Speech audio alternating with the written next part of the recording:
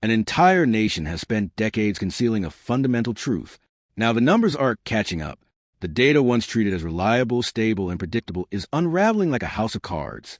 And this is a truly frightening part. This isn't just a problem of math or statistics. It's a systemic crisis. One that exposes a government's deepest fear, that the people it believe it controlled are slipping beyond its grasp. Because when the numbers stop lying, the truth becomes impossible to contain. And that truth is about to change everything. Since I talked to you last, there seems to be this reckoning that's going on in the statistical community I said Canada. Where'd that come from? Sorry. You picked me up right after doing another project in China. The issue appears to be that they now believe, the statisticians now believe that the local and regional governments have been lying about their demographic data for over 25 years. And so let me back up. After Tiananmen Square, 10,000 people killed by tanks in downtown Beijing.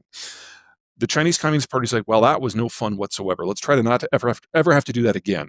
One of the ways we're going to make sure that happens is we discovered that, there were kind of two kinds of protesters. You had the white collar workers that just made signs and they were really easy to run over with tanks. And then you had the ones that were kind of scary that brought wrenches and guns. So you had white collar and you had blue collar. So why don't we move our entire economy from a blue collar economy to a white collar economy? Problem solved, because white collar folks live in high-rise apartments. You can cut off their water. You can bolt them into their house. There's lots of ways you can deal with white collar protesters. Blue collar, a little different. Zeihan warns that China's demographic data has been systematically distorted for decades, and now reality is breaking through, forcing a brutal reckoning. He argues that the government's shift from an industrial, blue-collar workforce to a white-collar society was never genuine economic progress, but a calculated strategy to preserve political control. Now, with the population aging rapidly and growth stalling, China's future stability is under direct threat, and the consequences are about to spill far beyond its borders. As Zhang's warning lingers, you can sense the ground shifting beneath the world itself, not just in China, but across the entire geopolitical map. When the foundation of a superpower begins to crack, every nearby structure starts to shake. That tremor is already being felt in the Middle East, in Taiwan, in Japan, and all the way to Canada. The next storm isn't coming from a single direction. It's coming from everywhere at once. What follows may be the most dangerous convergence of trade, technology, and geopolitics the world has seen in decades. For years, the world has fixated on the Middle East. But now the spotlight has narrowed to one of its most fragile fault lines, Iran. And once you grasp how deeply Iran's stability is intertwined with China's survival, it becomes clear why Beijing is watching every development like a man staring at a lit match in a dry room. President Trump's threat to impose a 25% tariff on any country doing business with Iran is not just a tariff. It's a sledgehammer aimed at the global economy, with the potential to ignite a new wave of trade war tensions, especially with China. The announcement was neither subtle nor nuanced. It was a blunt declaration delivered in a single chilling sentence.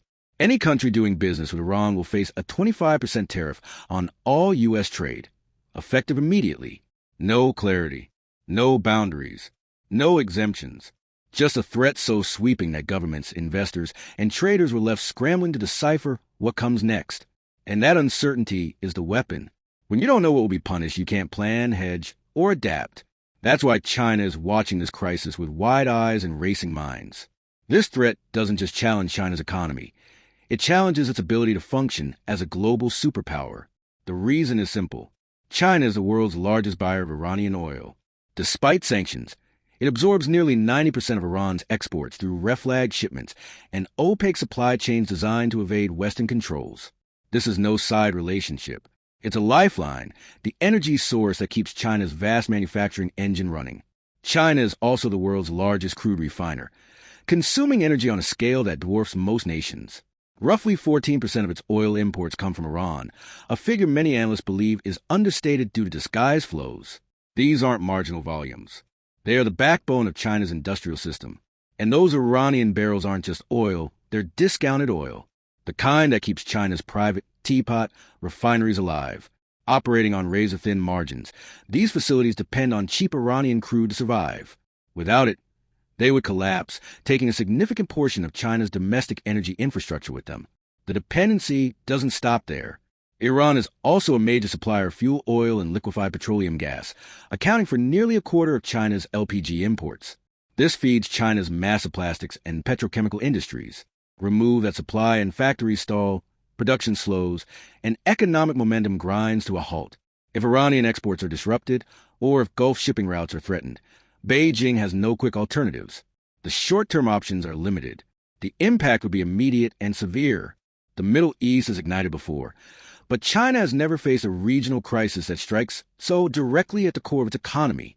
Now, rising tensions around Iran are pushing risks into Asian energy markets, leaving China exposed like never before. Markets have reacted oddly. Oil prices have largely shrugged off the threat.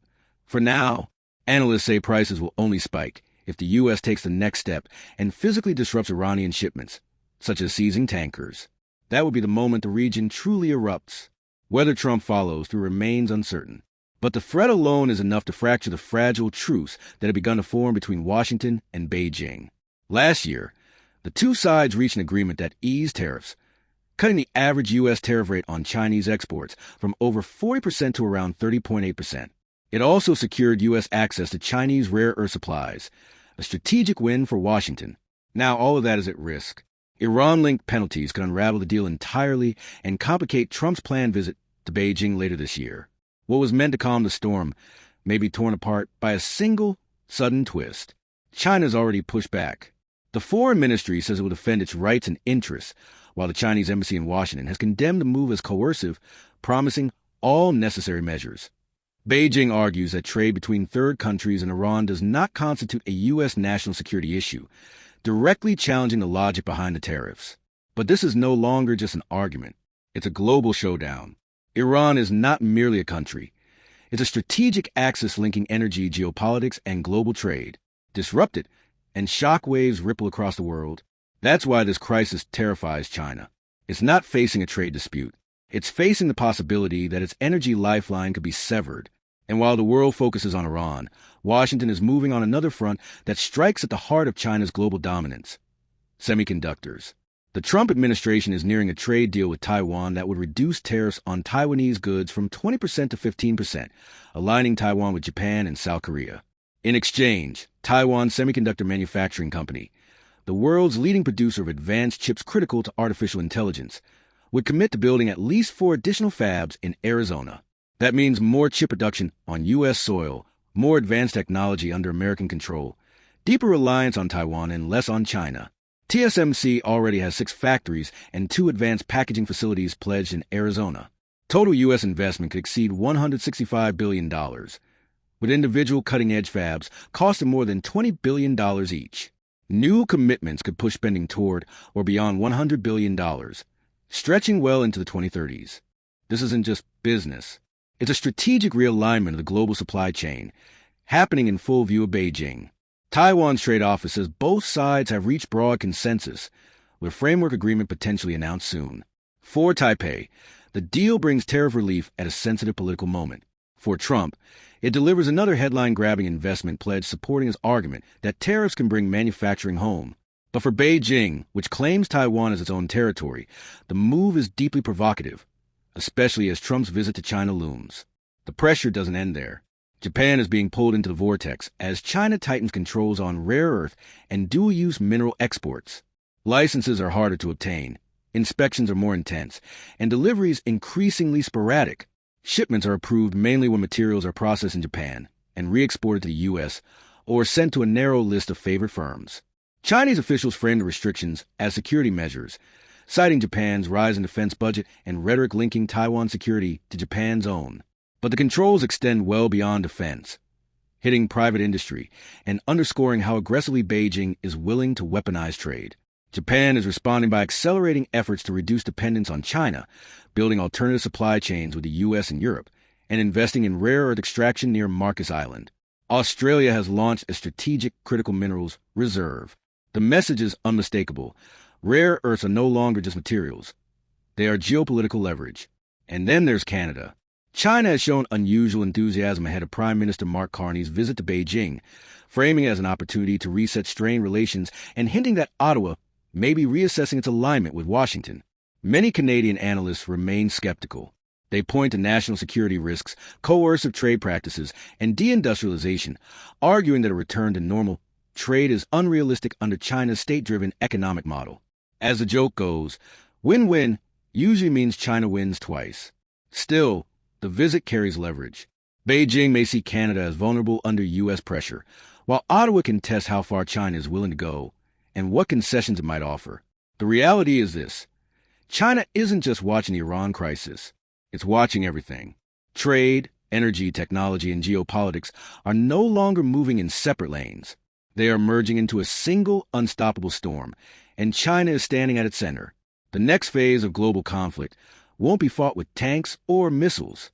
It will be fought with tariffs, supply chains, and energy pipelines. And if China miscalculates, the fallout could be catastrophic.